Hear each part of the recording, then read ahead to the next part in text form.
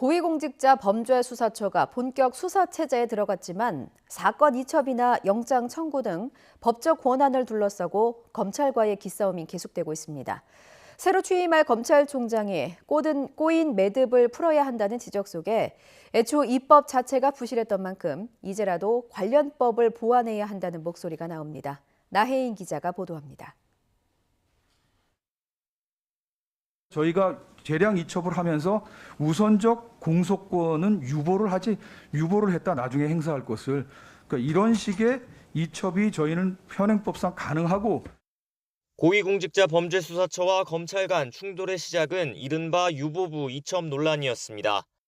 공수처가 김학의 전 차관 출국 금지 의혹에 연루된 검사들 사건을 검찰에 다시 넘기면서도 기소 여부는 직접 판단하겠다고 주장하자 검찰이 법적 근거도 없는 수사 지휘를 하느냐며 반발한 겁니다.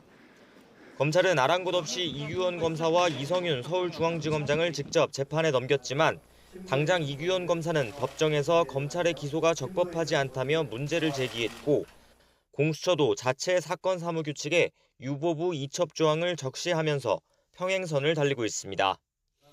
공수처가 1호 사건으로 조희연 교육감의 해직교사 특혜 채용 의혹 수사에 나서면서는 거꾸로 검찰이 기소권을 두고 공세에 나섰습니다. 공수처는 판검사나 경무관 이상 경찰 공무원, 그 가족의 고위공직자 범죄가 아니면 수사만 할 수 있는데 교육감처럼 기소권이 없는 사건은 검찰의 보완 수사 요구에 응해야 하고 불기소를 결정할 권한도 없다고 주장한 겁니다. 기소권이 없는 사건에선 공수처 검사의 신분이 사실상 사법경찰관에 해당한다는 취지입니다. 논란은 영장 청구권으로도 번졌습니다. 검찰 출신 이완규 변호사는 공수처가 지난 18일 서울시 교육청을 압수수색하자 자신이 조 교육감의 변호인이라면 압수수색 영장의 위법성을 다투겠다고 주장했습니다. 기소권이 없다면 공수처 검사의 영장은 검찰의 지휘를 받아야 한다는 논리를 내세웠습니다.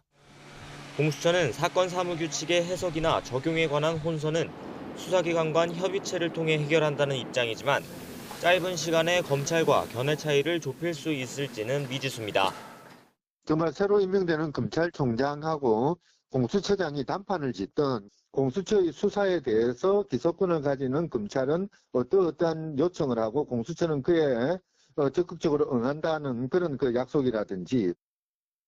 애초 입법이 미진했던 만큼 관련법을 개정해 수사기관 간 권한 배분을 더 명확하게 규정해야 한다는 지적도 나옵니다.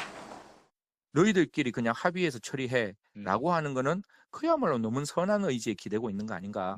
불기소 결정에 대해서 검찰이 체크할 수 있는 기능까지 공수처법에 담아야 한다.